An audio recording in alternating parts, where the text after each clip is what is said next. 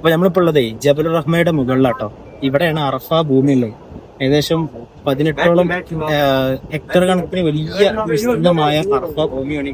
ഇവിടെ ലോകത്തുള്ള മുഴുവൻ പിന്നെ ആളുകളും ഒരാളാണെങ്കിലും അവരിവിടെ സംഗമിക്കുന്ന സ്ഥലമാണ്. വർഷത്തിൽ ഒരിക്കൽ സംഗമിക്കുന്ന വലിയ ഒരു സ്ഥലമാണ് ഈ അറഫ മൈതാനം. അപ്പൊ ഇവിടെയാണ് ഇപ്പൊ നമ്മൾ എത്തിയിട്ടുള്ളത്. അപ്പൊ ഞാൻ ജസ്റ്റ് ഇങ്ങനെ ഇതിന്റെ പരിസരമൊക്കെ ഒന്ന് കാണിച്ചു തരട്ടോ. ഈ മലയാണ് നമ്മൾ മുഴുവൻ ഓൺലൈൻ അതുപോലെ തന്നെ പത്രങ്ങളിലൊക്കെ കാണാറുള്ള. അറഫ ആയി കഴിഞ്ഞാൽ അല്ലെങ്കിൽ ഹജ്ജിൻ്റെ മാസമായി കഴിഞ്ഞാൽ കാണുന്ന പ്രദേശമാണ് ഈ മലമുകളിലുള്ള ഒരു വെള്ള കൊട്ടാരം കാണില്ലേ, ഒരു വെള്ള മല കാണില്ലേ, അതൊക്കെ ഇവിടെ നിൽക്കുന്ന ഹാജിമാരെയാണ് നമ്മൾ കാണാറുള്ളത്. അപ്പം ഇതാണ് ആ പ്രദേശം കേട്ടോ. ഇവിടെ ഒരു നല്ല ചെറു കൂണൊക്കെ ഉണ്ടാക്കിയിട്ടുണ്ട്. മാഷാ അല്ലാഹ്, ഹെക്ടർ കണക്കിന് ഭൂമിയുണ്ട്, വലിയ പ്രദേശമാണ്. അറഫ എന്ന് പേര് വരാനുള്ള കാരണം ഇവിടെ വെച്ചിട്ടാണ് ആദം നബി അലൈഹിസ്സലാം ഹവ്വ ഉമ്മയെ കണ്ടുമുട്ടിയത് എന്നാണ് പറയുന്നത്. അതേപോലെ തന്നെ മറ്റൊരു കാരണം റസൂലുള്ളാഹിക്ക് നിസ്കാരം പഠിപ്പിച്ചു കൊടുത്ത സമയത്ത് ആ അറഫ്ത എന്ന് റസൂലുള്ളാഹിനോട് ജിബ്രീൽ അലൈഹിസ്സലാം ചോദിക്കണ്ടായി, മനസ്സിലായോ ഞാൻ പറഞ്ഞ നിസ്കാരം പഠിപ്പിച്ചെന്ന് നിസ്കാരം മനസ്സിലാവുന്നുണ്ടോ, നമ്മൾ മനസ്സിലായോ എന്നൊക്കെ ചോദിക്കൂലേ.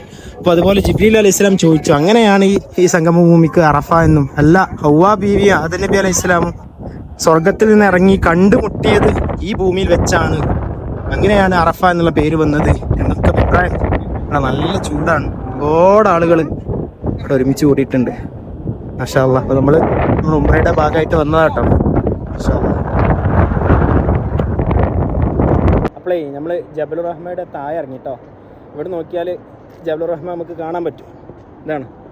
ഇതാണ് ഹജ്ജ് വേളയിൽ ആ വെള്ള നിറത്തിൽ കാണുന്ന ജബലുർ റഹ്മ. ഹാജിമാരുടെ ഇഹ്റാം വസ്ത്രം കൊണ്ടാണ് ഈ പർവ്വതം വെള്ള കളറാവല്. ഇതൊക്കെ ഹറമിൻ്റെ അറഫ പ്രദേശമാണ്, അറഫയുടെ ഭാഗമാണ്. ഈ കാണുന്ന വലിയ പ്രദേശം മുഴുവൻ അറഫയാണ്. ഇനിയുണ്ട്. ഇവിടേക്ക് നമ്മൾ ബസ്സിന് ഒരു 10-15 മിനിറ്റ് എടുത്തു ഈ ഒരു ജബലുർ റഹ്മയുടെ ഈ ഭാഗത്തേക്ക് ഷോർട്ട് കട്ടിലെത്താൻ. വലിയ പ്രദേശമാണ്. നമ്മൾ ആ മലൻ്റെ ഏറ്റവും മുകളിലായിരുന്നു ഇത്ര നേരം ഉണ്ടായിരുന്നത്. അത് നമ്മൾ നേരത്തെ കണ്ട ആ ഒരു പോയിൻ്റൊക്കെ അതാണ്. അല്ലാഹു നമ്മളിവിടെ ഇനിയും ഹജ്ജിന് എത്തിക്കട്ടെ. ഉംറൻ്റെ സമയത്ത് സിയാറത്തിന് ഇവിടെയൊക്കെ വരാനുള്ള തൗഫീക്ക് ഈ വീഡിയോ കാണുന്ന എല്ലാവർക്കും നൽകി അനുഗ്രഹിക്കട്ടെ. ആമീൻ. ആണ് മസൂൽ നബീർ. അത് കുറച്ച് കഴിഞ്ഞ് ഞാൻ ചോദിക്കട്ടോ. അപ്പൊ ഏതാ പള്ളി എങ്ങോട്ട് നിങ്ങൾ പറഞ്ഞു തരണം. അതുകൊണ്ടാണ് പറയുന്നത്. ആ കണ്ടില്ല നിങ്ങളെ മസൂൽ നബീറ. അത് ഹജ്ജിന്റെ സമയത്ത് മാത്രമേ ഓപ്പൺ ആവുകയുള്ളൂ. ഇപ്പൊ അത് ക്ലോസ് ആണ്. ഹജ്ജിന് വേണ്ടി ആ സമയത്ത് മാത്രമേ അത് ഓപ്പൺ ആവുകയുള്ളൂ. അതാണ് മസൂൽ നബീർ. ആ പറഞ്ഞ പള്ളിട്ടോ. അവിടെ വെച്ചുകൊണ്ടാണ് ഈ അറഫ പ്രവാസങ്ങളൊക്കെ ഇപ്പൊ നടക്കാറുള്ളത്. വലിയ വിശാലമായ പള്ളിയാ, കണ്ടില്ലേ?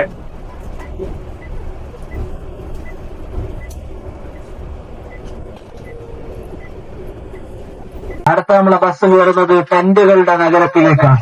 ഏതാ ഈ ടെന്റുകളുടെ നഗരം? മിന. ഹജ്ജിന്റെ ഹാജിമാര് താമസിക്കുന്ന മിന ടെന്റുകളാണ് നമ്മുടെ ബസ്സിന്റെ ഇരുഭാഗത്തേക്കും കടന്നു വരുന്നത്. ഒരിക്കൽ മിന ടെന്റിൽ തീപിടുത്തമുണ്ടായ ഒരുപാട് ഹാജിമാര് മരണപ്പെട്ടു. അതിനുശേഷം പുതിയ ടെക്നോളജിയും ഓരോ വർഷം കത്തിച്ചു നോക്കിയിട്ടാണ് പെട്രോൾ ഒഴിച്ചാൽ പോലും കത്താത്ത രീതിയിലുള്ള ടെന്റുകളാണ് നമുക്ക് നമ്മുടെ ബസ്സിന്റെ ഇരുഭാഗത്തും ഇന്ന് കണ്ടുകൊണ്ടിരിക്കുന്ന മിന ടെന്റുകൾ. ആധുനിക സാങ്കേതിക വിദ്യയുടെ നിർമ്മാണത്തിൽ സജ്ജീകരിച്ചിരിക്കുന്ന മിന ടെന്റുകളാണ് നമ്മുടെ ബസ്സിന്റെ ഇരുഭാഗത്തും കണ്ടുകൊണ്ടിരിക്കുന്നത്. മിനയിൽ താമസിച്ചുകൊണ്ടാണ് ഹാജിമാര് അറഫയിലേക്കും മുസ്ദലിഫയിലേക്കൊക്കെ പോവുക. ഈ മിന ടെന്റുകളൊക്കെ ഇങ്ങനെ വാങ്ങലാണ്. A class, B class, C class എന്നൊക്കെ പറഞ്ഞിട്ട് ഹജ്ജിന് സമയത്ത് കിട്ടും. എ ക്ലാസ് ഹജ്ജിന് ദുബായിൽ നിന്ന് വരണമെങ്കിൽ 50,000 ദിർഹംസാണ്.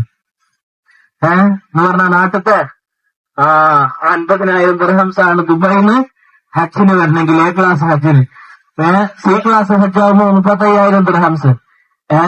അപ്പൊ എ ക്ലാസ് ഹജ്ജിനൊക്കെ നല്ല നല്ല ടെന്റുകൾ കിട്ടും. ടെന്റ് നമുക്ക് പൈസ കൊടുത്ത് വാങ്ങാൻ പറ്റും.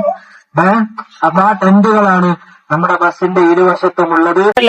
താഴത്തേക്ക് ഈ 2 ബിൽഡിങ്ങിന്റെ ഇടയിലത്തെ ഒരു കുറ്റി കാണുന്നുണ്ടെങ്കിൽ ഈ ഒരു ചെറിയ കുറ്റി അവിടെ വെച്ചിട്ടാണ് ഇബ്രാഹിം നബി ഇസ്മായിൽ നബി അറഫാക്ക് കടത്തിയ സ്ഥലം. അവിടെ ഒരു പള്ളിയൊക്കെ ഉണ്ടായിരുന്നു. ആ പള്ളിയൊക്കെ പൊളിഞ്ഞു പോയി. അവിടെയാണ് കാണുന്ന സ്ഥലം കേട്ടോ. അവിടെയാണ് ഇബ്രാഹിം നബി ഇസ്മായിൽ നബിനെ ഇറക്കാൻ വേണ്ടി കൊണ്ടുവന്ന സ്ഥലം. നോക്ക കണ്ടില്ലേ?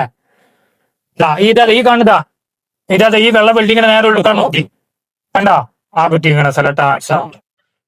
അതാ ആ വലത് ഇടത് ഭാഗത്തേക്ക് നോക്കി, അവിടെ കണ്ടങ്ങള് ഇടത് ഭാഗത്തേക്ക് നോക്കി, അതിന്റെ ഉള്ളിലാണ് പേരുള്ളത്. ഇടത് ഭാഗത്ത് നോക്കി അവിടെ കണ്ട ഒരു കുറ്റി, അതിന്റെ അപ്പുറത്ത് അതല്ല, അതിന്റെ അപ്പുറത്ത് ഒരു കുറ്റി ഉണ്ടെങ്കില് വെള്ള കുറ്റി അതിന്റെ ഉള്ളിലാണുള്ളത് കേട്ടോ, കല്ലേറിയാളുള്ളത്. മനസ്സിലായോ? അതിന്റെ ഉള്ളിലാണ് 3 ജമറാത്തുകൾ ഉള്ളത്. ഇൻഷാ അല്ലാഹ് കാണാം.